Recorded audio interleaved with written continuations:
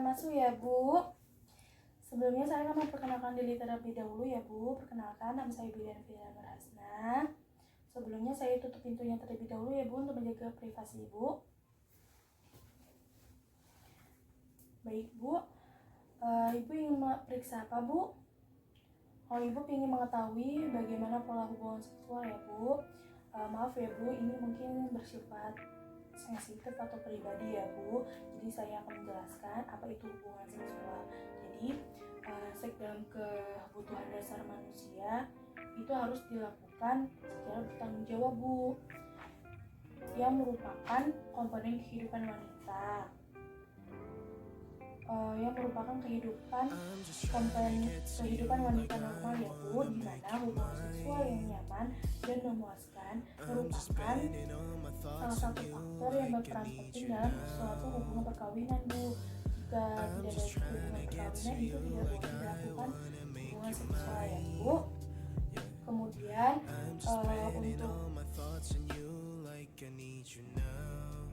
untuk manfaat hubungan seksual pada kehamilan itu selain untuk menjaga kehamilan secara tangga, juga untuk dapat seksual secara teratur selama kehamilan untuk melanjutkan vagina Bu. Biasanya dilakukan seringnya itu pada trimester kedua ya Bu, untuk sebaiknya dilakukan hubungan seksual karena untuk menentukan vagina ibu. Kemudian syaratnya untuk syarat melakukan hubungan seksual pada kehamilan, ibunya itu boleh melakukan hubungan seksual pada masa kehamilan dengan melakukannya dengan hati-hati ya Bu. Jadi hubungan seksual itu jangan asal hubungan aja Bu, sampai dilihat juga dari pola-polanya. Kemudian pada kehamilan berjalan normal dan tidak adanya kontraksi indikasi ya Bu yang membahayakan, seperti adanya perdarahan per vagina, kejang perut, ya adanya plasenta previa.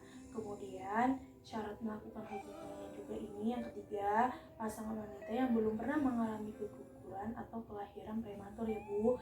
Jika sebelumnya Ibu sudah pernah mengalami keguguran, sebaiknya Ibu konsultasi dulu ya Bu, jangan langsung melakukan karena takut terjadinya adanya keguguran. Kemudian yang keempat itu syarat yang keempat itu ibu dan suami Ibu saling menginginkan, jangan hanya salah satu dari pihaknya aja ya Bu. Jadi Bu, rambu-rambu untuk melakukan hubungan seksual yang baik itu, yang pertama, utamakan dulu kenyamanan untuk ibu hamil ya. Terus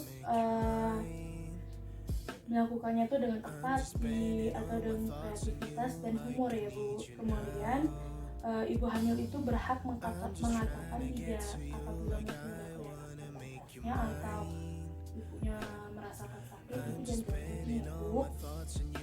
Kemudian hindari ada melakukan penetrasi Bu atau organisme atau rintangannya melalui pada kehamilan karena beresiko.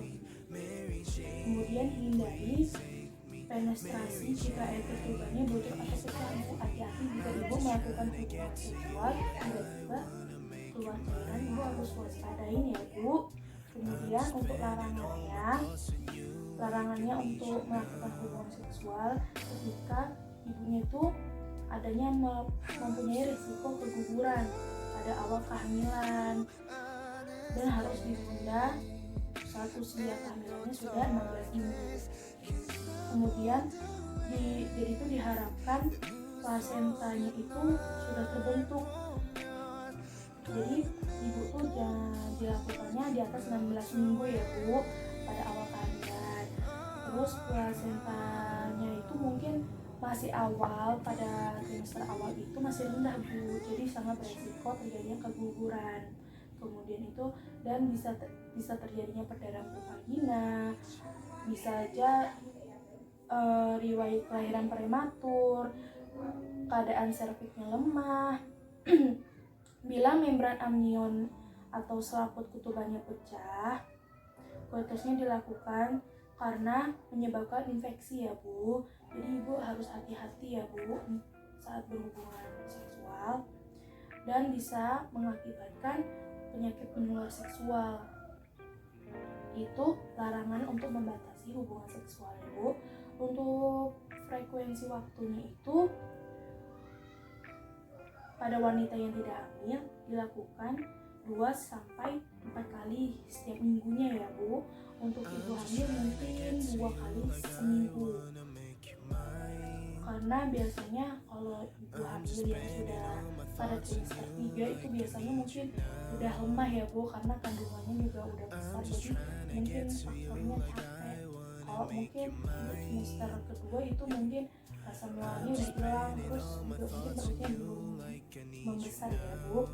Terus di sini saya menjelaskan macam-macam posisi saat berhubungan seksual pada masa kehamilan ya, Bu. Terutama ada posisi wanita di atas, di mana wanita ini posisinya paling nyaman. Jadi wanita itu dapat mengontrol, jadi itu bisa mengontrol kedalaman penetrasi untuk menghalangkan perutnya ibu. Jadi saat itu ada posisi ibu di atas, itu tidak akan mengganggu perut ibu.